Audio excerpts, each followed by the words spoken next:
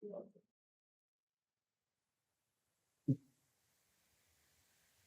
you for this great today.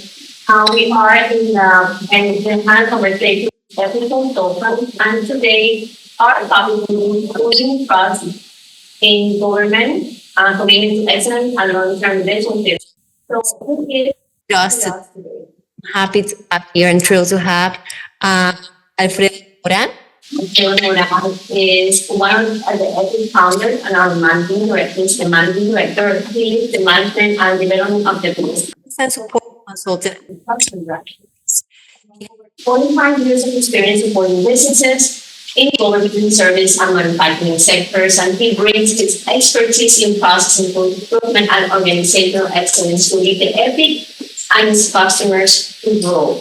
He's also an adjunct faculty at the College of Engineering here at FIU, where we're both here today.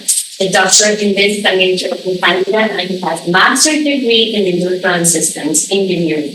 He also holds the Lean Six Sigma Master Black Belt and advanced supply chain and Lean System certifications. We also have with us today Adriana Abadi.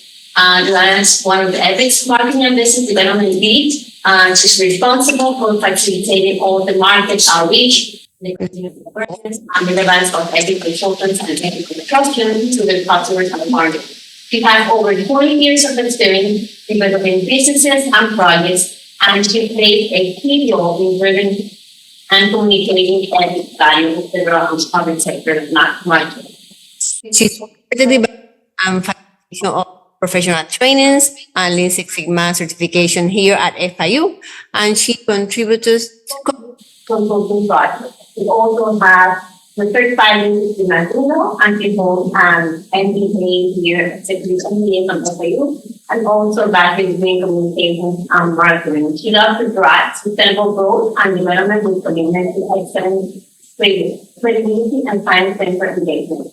Lastly, but not important as well is Ismael Santana. He served as the pre-construction leader at Epic Construction. He oversees planning, estimating, and project strategy. He brings more than 40 years of experience leading federal construction projects for the Department of Defense, Department of Veterans Affairs, and General Services Administration. A mechanical engineer and certified construction manager, he also completed the Federal Acquisition Project and Program Management and a certification in FAC for Level 3. Ismael, you will need to explain that because I didn't know that. Sorry.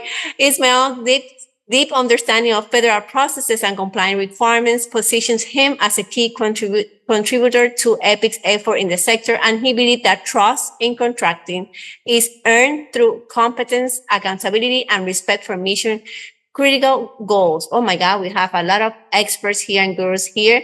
So we're going to start with what it is, the competitive advantage of federal contracting and all those excellent topics. We do have Dr. Thomas Agright, which is the program chair of the Southeast Section 1510.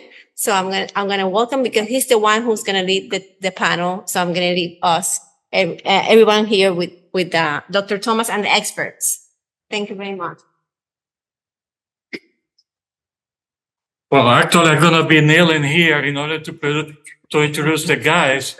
So welcome to our TV show. Our host today is going to be Dr. Moran or Alfredo. So I'm going to be leaving the floor to Dr. Moran, and he will take it from here. Thank you, Tomas. Well, soon to be. I'm actually finishing in August.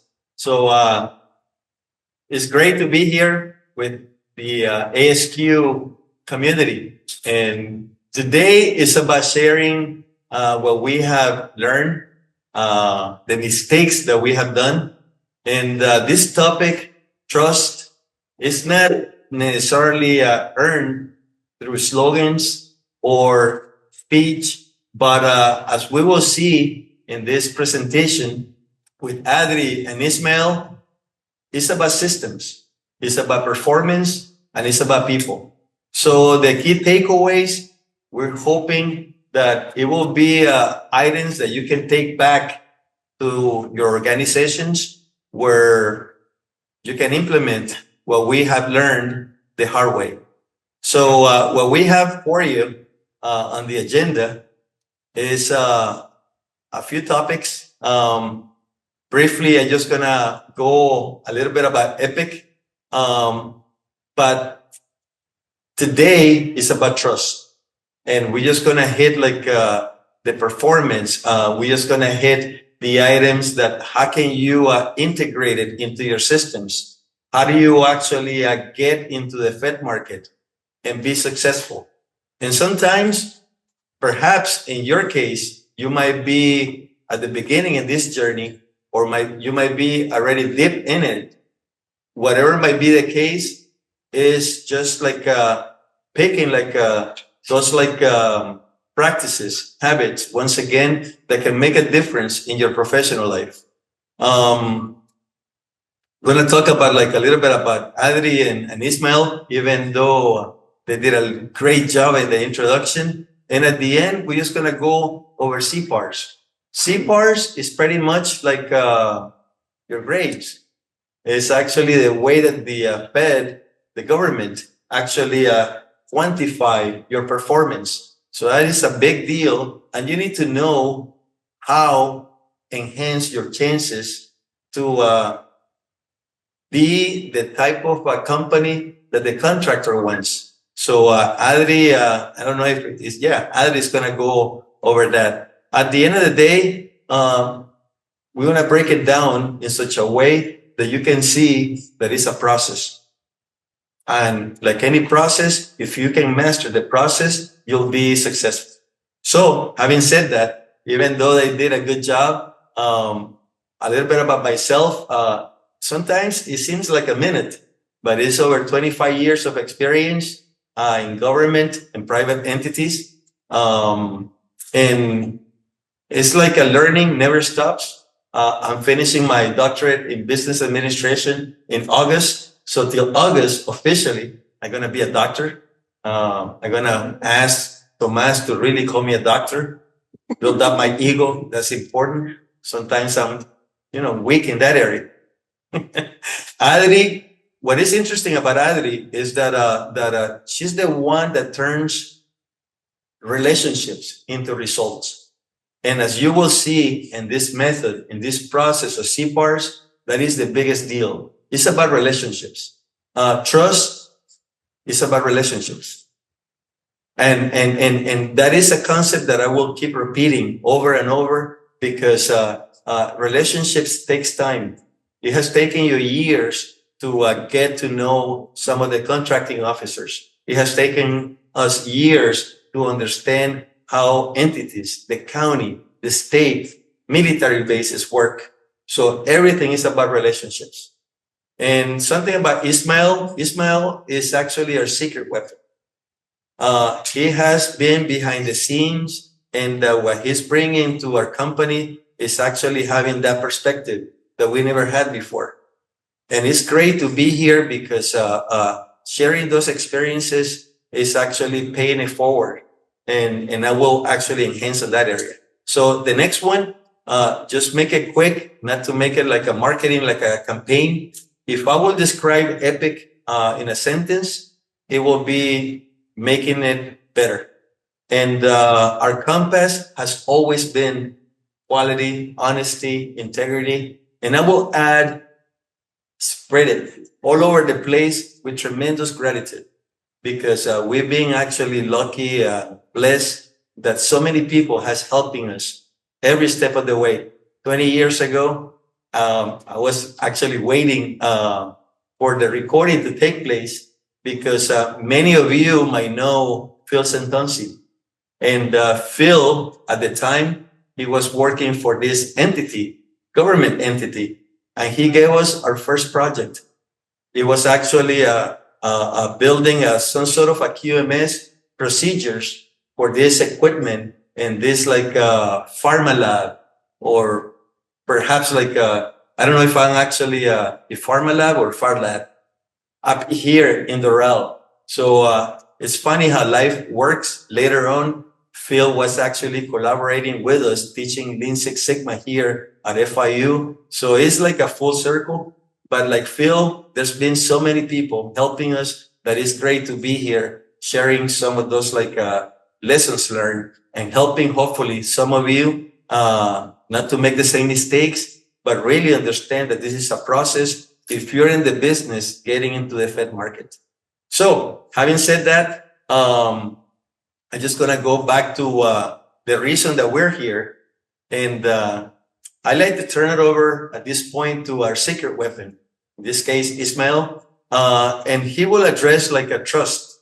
And once again, trust is not a slogan, it's not a speech, but it's about systems. It's about knowing the system, knowing the process, the performance, and most important, the people executing it. So having said that, here's Ismael. Thanks for the kind introduction. Thank you for having us here today. So basically, before we start talking about trust and performance, let me go through some of the why the acronym of CPARS. So CPARS, what it means is a contractor performance assessment reporting system. So I know it's a long sentence. That's why now it's called just CPARS. And basically is, like Alfredo mentioned, how your performance is measured. But it's not all bad news. Trust and performance go hand in hand together. So how do you earn that trust?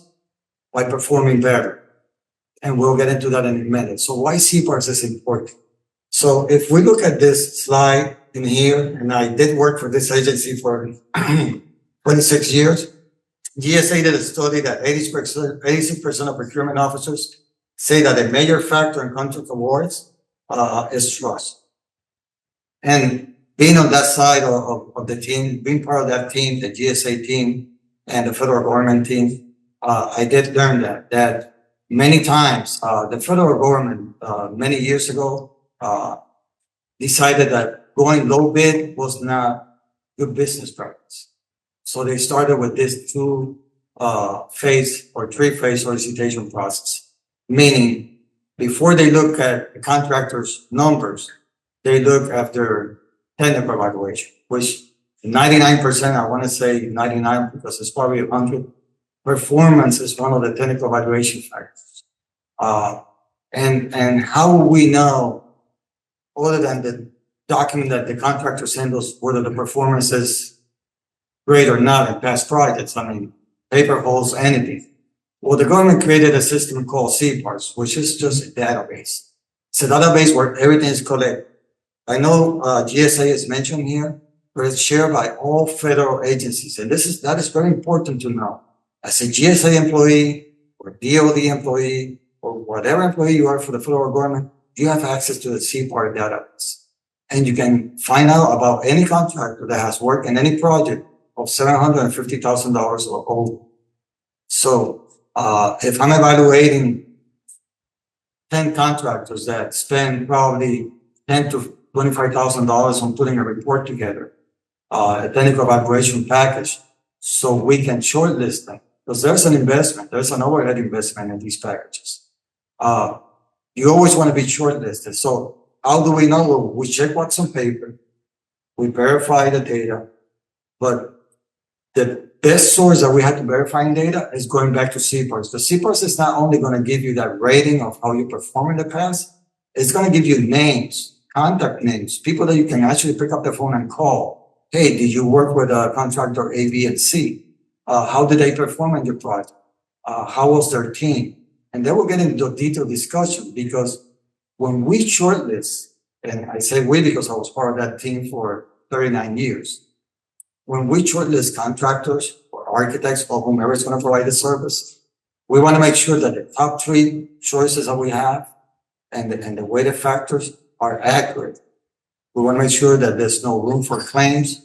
So I'm using a very simple example, but it was a very good average is 5 to 10 applications per project. When we shortlist three applicants, we want to make sure those are the best applicants. And at that point, we have still not looked at the numbers. We don't know what the proposals look like. They may be over budget or under budget. We don't know.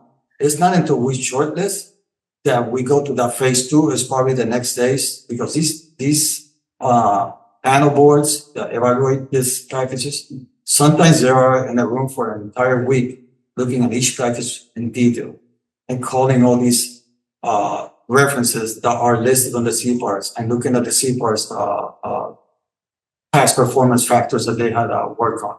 So it's important that your performance is good, because as your performance is good, the trust level for contracting officers and project managers increase, meaning you're going to get more opportunities. Why? Because if you are a small business, you get set aside on more projects, you get invited to participate on projects, sometimes without even competing, or you're going to have a better chance of shortlisting your company.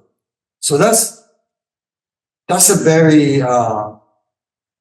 global picture of what CPARS is. It's basically a database shared by all federal agencies, which connect project managers and contracting officers at the time of making very important decisions. Because as I said before, I know that some of these packages take several man hours to put together, and that leads to like large overhead costs in your company. So you want to make sure that not only your technical evaluation package is strong, that your past performance is strong as well.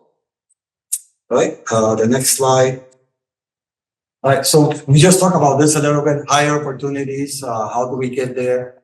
We get there by, like I mentioned before, getting shortlisted more, or if a contracting officer, this happens a lot in the federal government.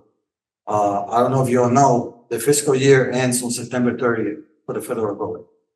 So on September 30th, the funds expire. A lot of times on the last quarter, and I'm giving you some techniques here, on the last quarter, which is the last 3 months of the fiscal year, contracting officers and project managers that have all this funding that they need to get awarded, and they get into this panic. Well, what they do is like, well, then let's go with a small business set aside. Let's see what candidates we have out there. Those that they have built a relationship, and there's a high degree of trust, those are the ones that are going to get called to capture those last minute projects on the last quarter of the fiscal year. Now, one technique that I learned over the years that worked for me as a project manager for the government, and I worked for the contracting officers. Once you capture a project, you need to learn that although CPARS is a grading type database, it's not to punish or make you look good. It's just to state facts, state how you perform in a specific project. So once you get the opportunity to capture a project, finishing a project on schedule and on budget doesn't make you exceptional. It just means you did your job. So you are satisfactory. So, and that's very important to know, because many contractors felt some level of disappointment when they saw their satisfactory rating, and some disputed, because you can't dispute a CPAR's performance report. And it boils down to that. Okay, you did your job. You delivered the project, a scope, on budget, and on schedule. But what makes you different? Well, if you are a contractor with a strong team and a good experience, and you have better ways of delivering a project, voice your opinion, share your constructability expertise, share your knowledge. Say, I know it's this way on the design, but there's a better way of delivering this portion of the project.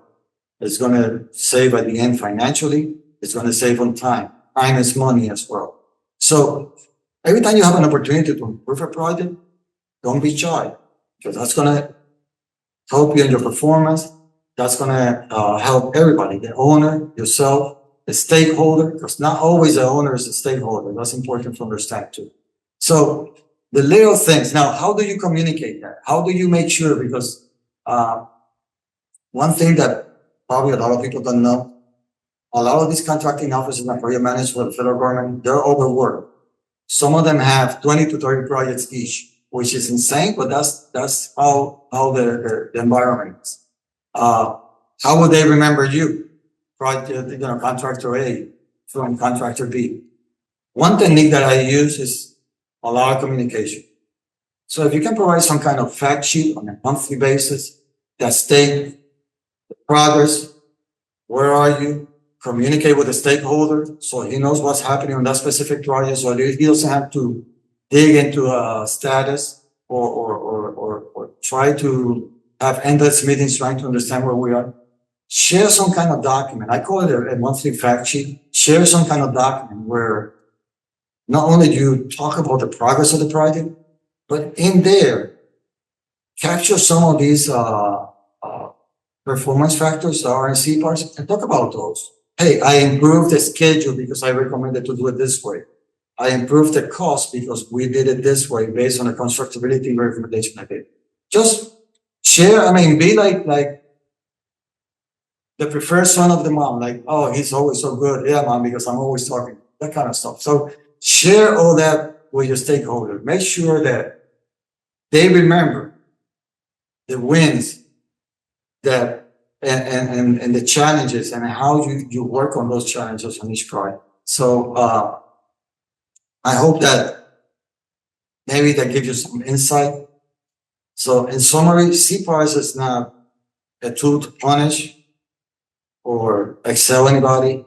It's just a factual database of how each contractor performs in a project. But you can improve that by communicating with your owners and stakeholders constantly in writing and share, like I said, the successes and how the project was improved with your team. Right? And I think that's in a nutshell, we're not getting too scientific about this.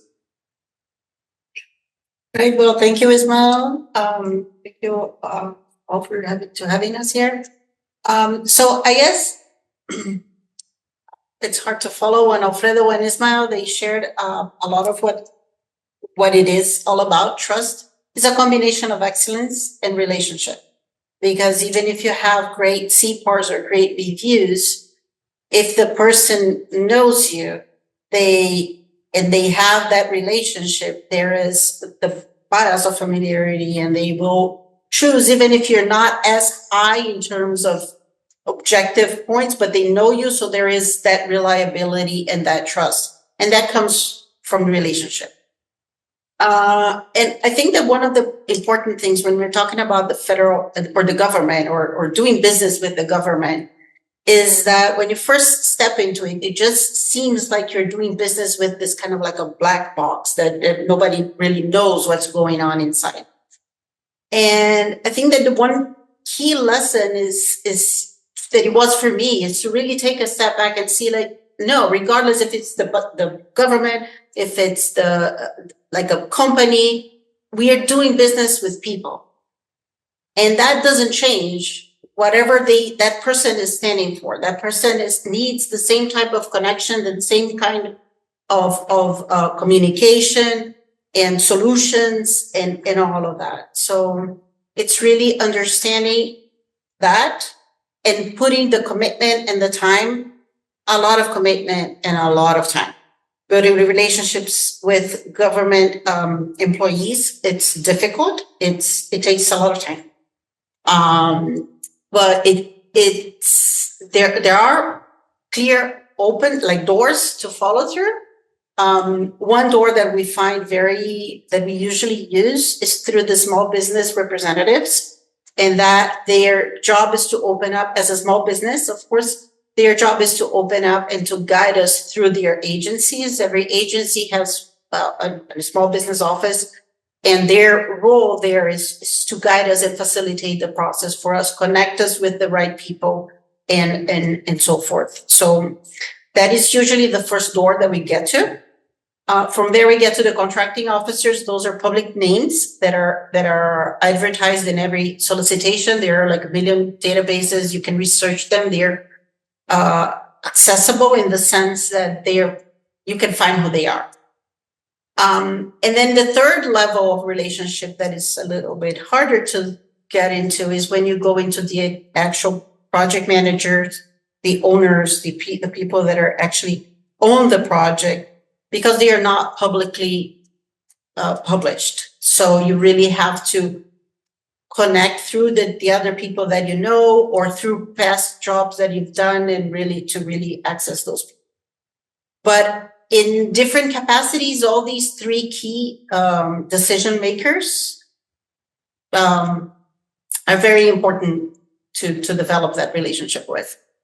And that relationships lead to a lot of soul sources that what Ismael was talking about. Sometimes they know you. If you're a small business, of course, it's not like they're going to give projects away, but there is legal considerations that they can just give a direct award. So they know your capabilities, they know you, they trust you, the project is within the threshold, so they can come and just do a direct award. So that's where having that trust and that relationship becomes very good for business. And the same way, relationship and excellence together leads to bigger contracts and more opportunities, because now it feels safer for them to do business with you. And at the end of the day, I think it's a lot of that. It's the contracting officer, the government representative, or whatever capacity they are looking for trust because it's safe for them. And that's where they're looking for. It mitigates their risks and improves makes their lives easier at the end of the day.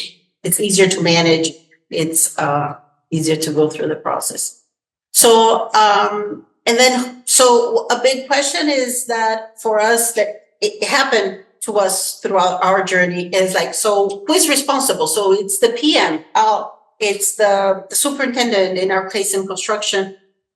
And it's them, yes, but it's everybody that has any type of a touch point, any type of connection with the customer at any point. So it starts at Epic with me, business development, and it goes down to every meeting, every phone call, every email. Everything is a chance for you to portray trust, excellence, and that relationship. It's to really develop that connection and to keep that going. So, and it goes all the way down to finance when they submit an invoice. The invoice, does it follow the structure? And one of the key things of doing work with the government is process. They have very strict processes that need to be followed, a lot of documentation, and really following that. So really making sure that all the I's have been dotted, T's have been crossed, and the invoices. So it goes through the entire process. Everybody is responsible for developing that trust.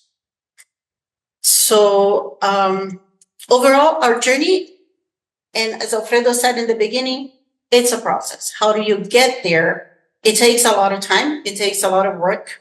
The first step is really understanding and knowing your customer. It's really, and understanding is a key word there. It's not just the person, not just the requirement that is published on SAM.gov or whatever portal it is that the solicitation comes through. It's really understanding what their pain points are. What are they going through? What are their struggles? What are the changes that they are having to adapt to? What is their overwork that they're going through? So it's really positioning yourself to be more than just another contractor, but be a person that makes their lives easier and better. Like Alfredo, that's what we are as Epic. That is our mindset.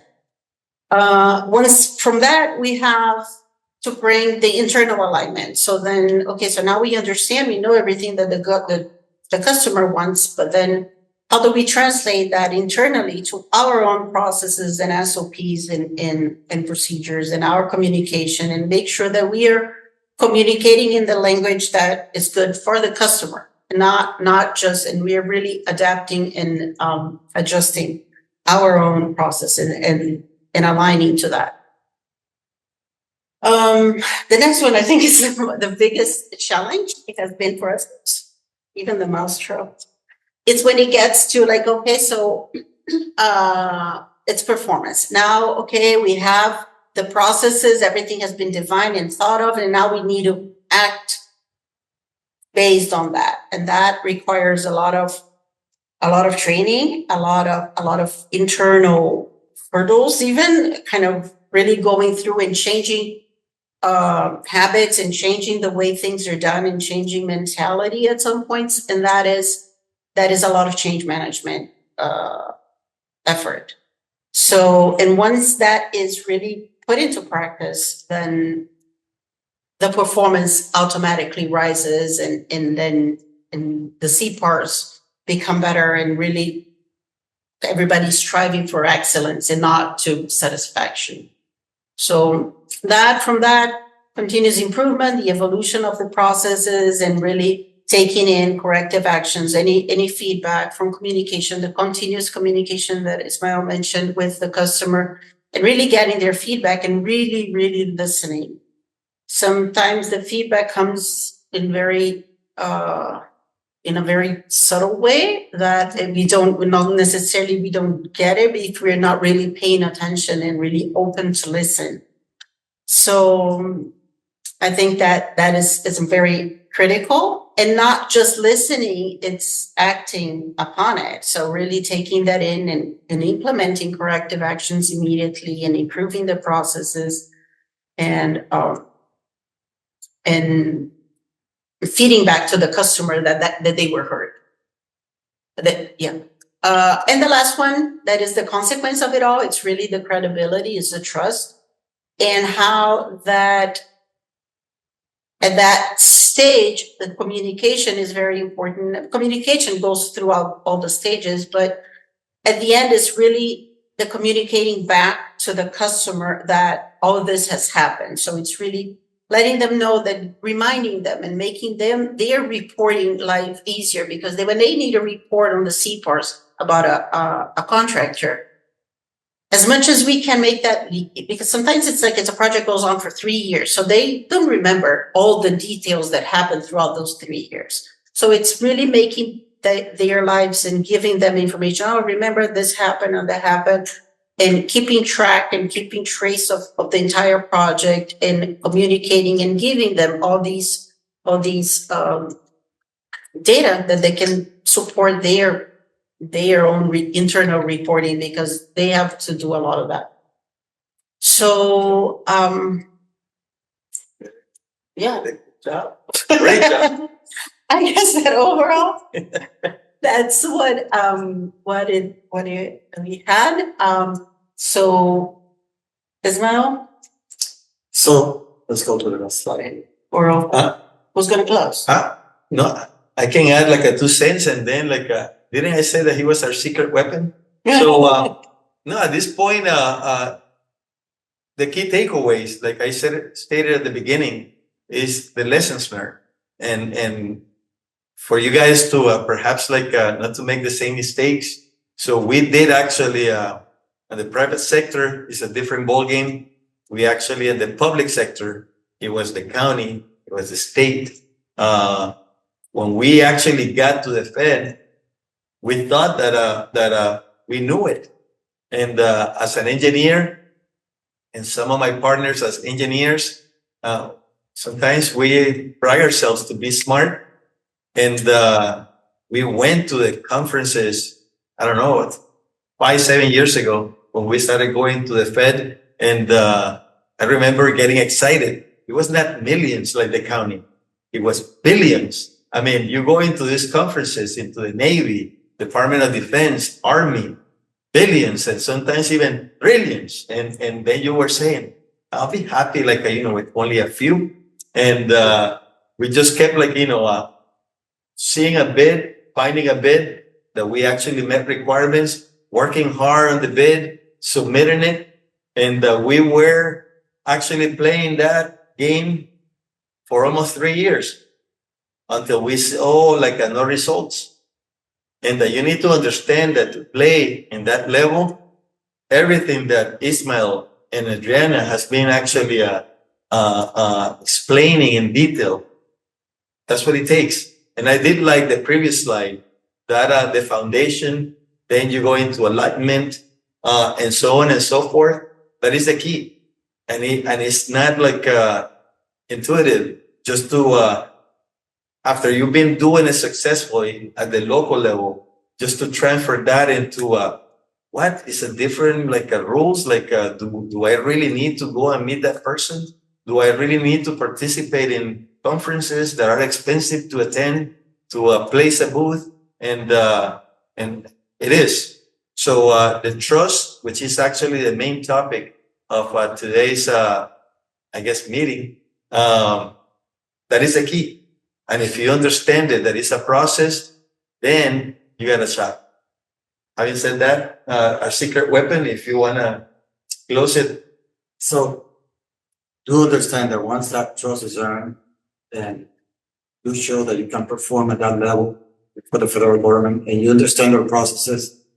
And like this slide that came before this one, you improve in your journey. Look at that journey as a book where you know the beginning of the story, but you also know the end of the story. You just don't know the middle pages. So that journey is going to be a little different for each project, but a lot of the tools that you use and a lot of the processes that you learn or use for that specific project, they repeat themselves. So do your lessons learned with your team, capture what worked, capture what didn't work, and get rid of it or improve it. But once you earn the trust of the owner at the federal level and get your foot into a project, a lot of times it's for the long run. I've seen contractors being, I saw it in GSA, I saw it with the Veterans Affairs, I saw it with DOD. I saw contractors that once they got in, they work on projects for the next 10 years, no problems. They were just getting projects back to back every year. So it is profitable and it is possible. So if I teach you with anything, performance and trust, like I said at the beginning, goes hand in hand. Learn that. Are we open to question and answer? Yeah, of course. Okay. I was told by Dr. Tomas that I was going to be a facilitator, but please, Tomas, like just picking on Tomas. We have been together in this journey for a long time. How do you, Alfredo, develop that level of trust within your company that you can project into your projects? Through a lot of mistakes. Learn it the hard way. And Adri pointed out that at the beginning, we were hammering the PM, the superintendent, to be, because they're there at the site, to be the ones developing that relationship. And what she explained very clearly, that it takes everybody. It's got to be a commitment and a training. And I think that one of you actually stated change management. And when you hear that term, yeah, it takes change management to not only a training, but to show metrics, to show the interactions. The finance plays a big deal. That invoice is going back and forth at the Fed level, guys. The difference is to get paid in 30 days, or you might be getting paid 90 days, 120 days. And what that does to your cash flow is a big deal. Also, the way that you communicate, like the way that Ismail was putting it, was it like the quick sheet, like what was it? Yeah, and we keep learning. It's like a Fed lingo, right? And yeah, how do you actually transmit back to the customer? And Adri has been doing a great job. And I use a catchy phrase, but it's true to what really takes place behind the scenes. She takes relationships into results. And some companies miss that point. They think that business development is actually identifying the opportunity, found it, boom, here you go, pre-con, get it, boom, execute it. But she's actually is the full cycle.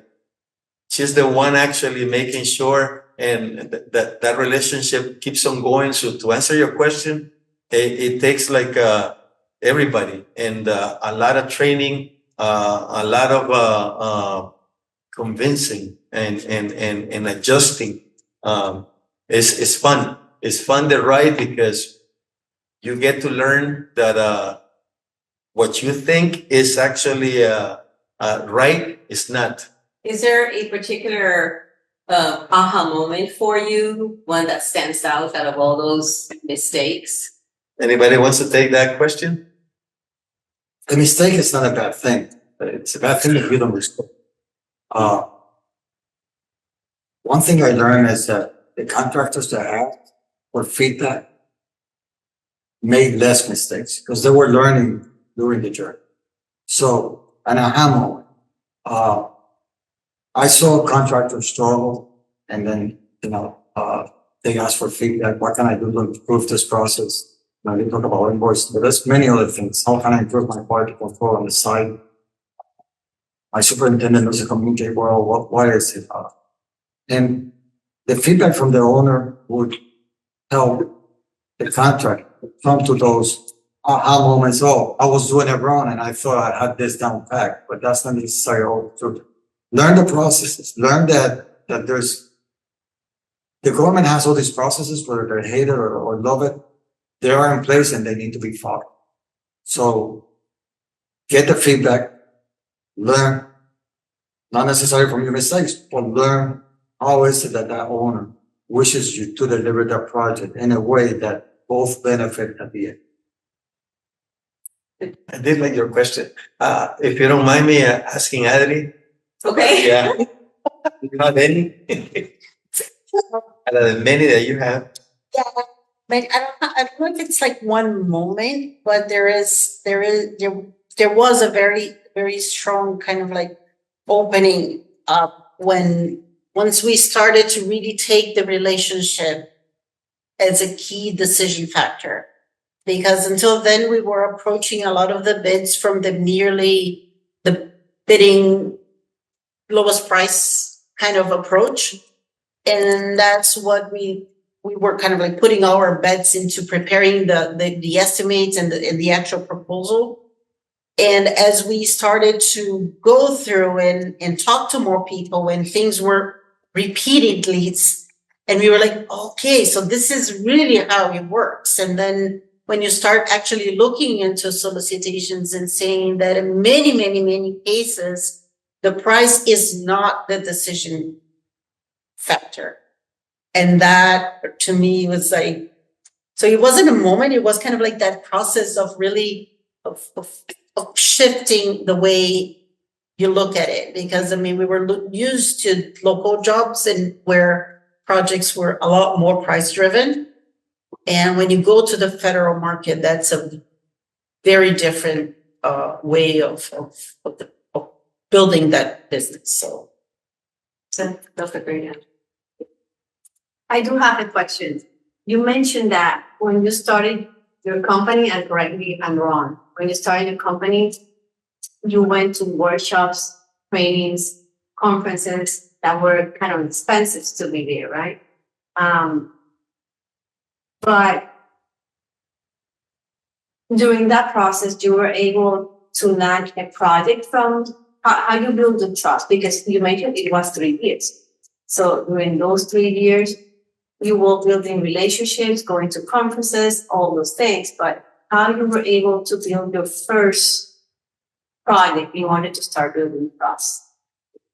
Because for a newbie, again, let's say you're gonna say a person have a consulting company and want to jump into pet projects, right? But all those things. You hear that and it's 2 years, so I have to spend all this money or invest that money, and really it's not spent, it's investing that time and money. How I'm gonna be able to land my first project in order to start building trust and show that at least I can do the basic things the first time. First, the thing is that is actually a great question, but it's compounded. So yeah, business development. I hear you. I think that yes, that it's 3 years. It has taken us 3 years. It doesn't necessarily have to take you 3 years if you just really. I think that the biggest challenge for us and why it takes a long time is really changing your mindset. And that makes a big difference. So if you already have that and have that openness to really, and depending on how you're structured, that can be quicker. I would say, yeah, going to conferences and workshops and all that is important. It is expensive, but the difference between being a big cost or a big investment is what you take for it. And I think that what Alfredo was mentioning, that in the beginning, we were doing a lot of these, but from the cost perspective, we weren't really ready to really take advantage and the full value that we could find in those opportunities. And once we started doing that, that just became a big investment for us. And that's when you see the difference. So the first thing we did was really invest in our image, so in our branding. So that is something that very much a big proponent of. So really come in with a strong image, so people recognize you, they know you, they see, and they that sticks to their mind. So that establishes a first anchor for the relationship to solidify. And then from that is really attending the events and in every meeting, every conference, and going back and reminding. So it's just really going through the whole process. And yeah, it does pay off. It does pay off, and it can be fairly quickly. It depends. If you do your homework well in terms of identifying where opportunities are and try to. So it doesn't have to be 3 years. That's what it. One thing that you get out of these conferences, and I'm gonna say this from the point of view of an owner, a lot of owners send their PMs to the conference as well. So I was sent to pretty much many of the conference. I'm gonna use for example, Construction Management Association of America, you're familiar with the CMAA. It's a conference where you can learn what's out there when it comes to tools, software for the construction industry, that kind of stuff. And they offer workshops and breakthrough trainings, but it's also an opportunity for the owners to do their network. So as the owners doing the network, you as a vendor are doing network as well. So you get to know owners, what is it that you get to see, what tools they're looking at, what impressed them. And you're like, oh, okay, so he likes Procore more than this, so maybe I should be switching to Procore. Or so you learn not only what tools are in the market, but what the owners are leaning towards to make their life better as representative of their company. So you will say that it's good to, I know that how to play with Alfredo, he has to answer as well. But we will say that it's good when you go to those corporate, not to only say your PM, but also go you as an owner of the company. Correct. Yes. And some of the owners, they don't do that. Sometimes. Yeah, you really have to start talking around, ask questions, just build relationships. You have a relationship with other vendors, but you're gonna hit those few owners over there. You build a relationship with them too, exchange your business cards. Next thing you know, you got someone you can call. From there, you may get a lead to a good job. That's a great point. Oh, the same question? At the beginning, I was telling you that the key takeaways is for you guys to get some insight and practical solutions. No, it's been painful. It's been painful, a lot of money. You think that you're heading in the right direction, and after making so many mistakes, it's hard to accept that you're doing it wrong. And then they're telling you like maybe there's a better way, but it's a bigger investment.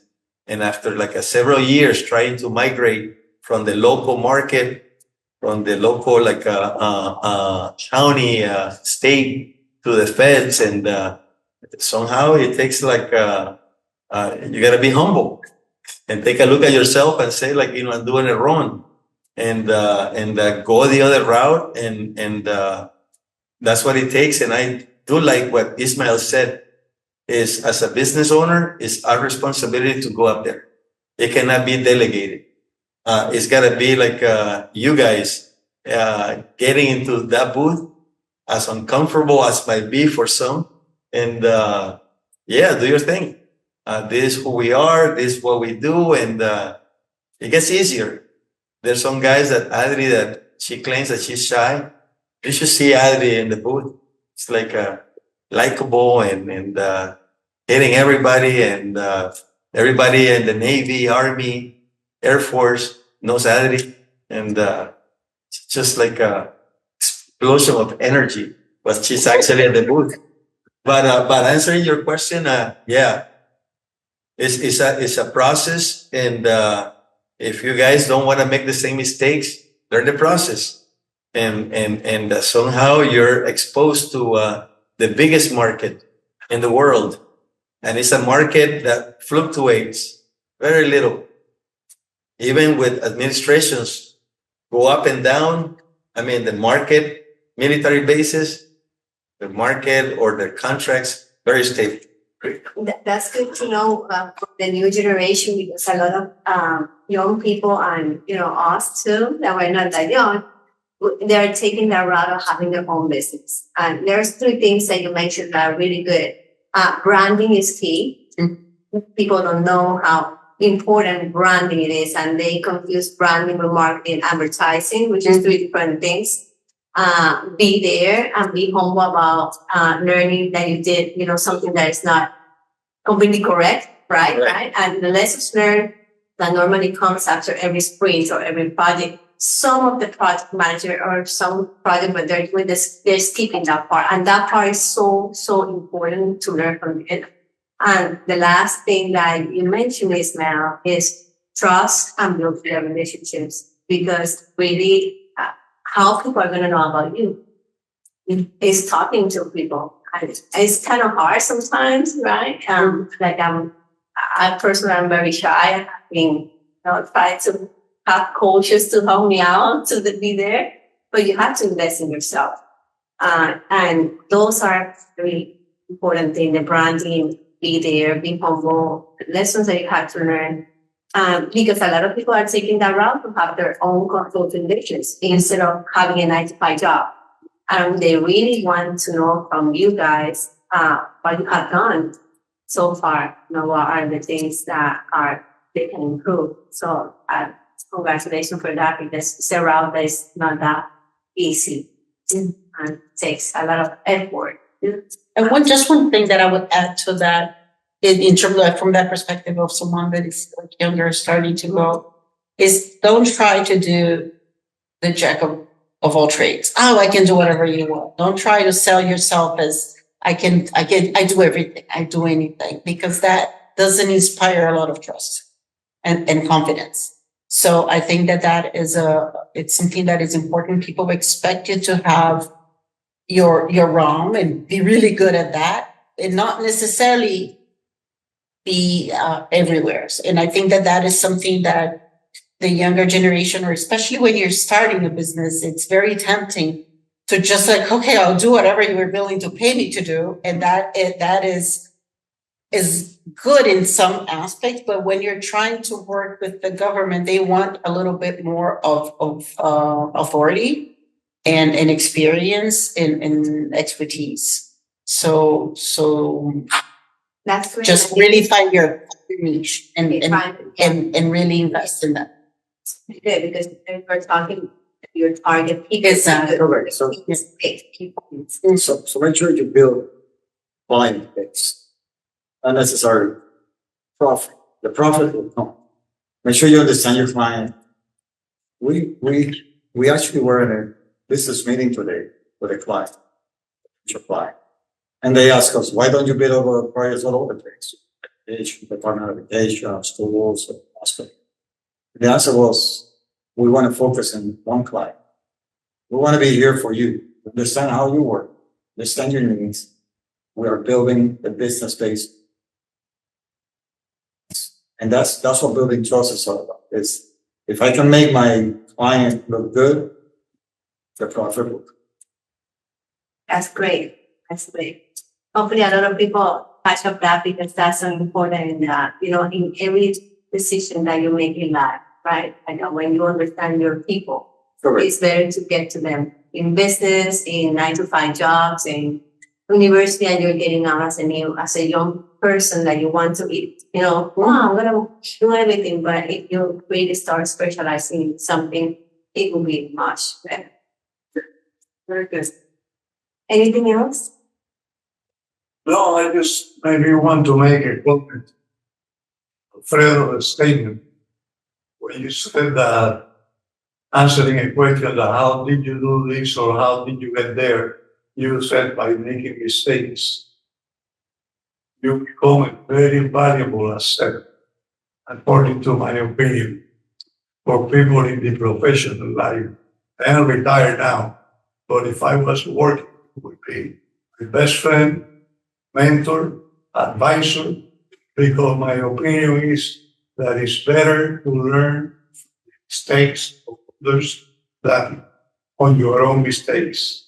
And it's also less costly. I appreciate Suarez, like your comment, but somehow in my life, my personality, I've been so stubborn sometimes that it takes me to make the mistake for me to learn it. So hopefully some of the audience are actually way smarter than me. And because that is the problem, your tenacity sometimes, like your persistency and when you're an entrepreneur, one of the sins is that you want to keep on trying to make it work, and that you don't know that you're hitting a wall because you want to make that a hole in the wall and go through it. And so that is definitely one of the biggest conflicts that I had in my life. Hopefully, as I'm getting older, I'm getting a little bit like, wiser in that sense, but I keep making mistakes. So, but I appreciate your comment. Just another note, the last one. Oh, Just to leave on a good note. It doesn't have anything to do with play, but remember in my working life, I have story to say when you are in professional meetings, many times there is someone that has an idea or is saying something very weird or out there in the left field, and you go ahead and you ask in the meeting, what part of the frog is that? Everybody look at frog. Nah, right? What part of the frog is your statement? Everybody look at yours. He asked you, what are you talking about? What do you mean by frog? Yes, I ask you, what you said is a fact, a remark, an opinion, or a gossip. Then the whole entire meeting laughed, laughed because of you. It's a good one. Thank you very much. Anything else that you want to add? No, we thanks for the opportunity to be here and share our experiences and learn from you guys as well. So thanks for the opportunity. I know, right? No, the same. Thank you for having us here, for the opportunity to share. Our contact information is on the presentation. Feel free to reach out if any word or question or anything, follow-up questions. We're here. And as a fellow poet, I think that's something that EPIC is very strong about is paying it forward and sharing your knowledge. You don't have to go through the same things that we went through. Just make new ones and we can learn. To me, well, that's a great bit for us, and gratitude towards a distinguished gentleman, always here to help whenever he calls. So from us, it's just like a pleasure. on the other side, I'm gratitude to you guys because you were willing to take the challenge. And it's always a pleasure and an honor to listen to you with your experience and your humbleness. And that's the best thing in business. Be humble develop trust. You take years to develop trust. You can take a second to destroy it. That's right. And we have to keep fighting for it. And actually, that was my article yesterday on Memorial Day. We are living in a time very difficult, and we are forgetting why those died for us. So we can have liberty, we can have the facilities that we get, and we can live in a democratic country. So I appreciate your words, your participation. Thanks. Right. Have a good night, guys.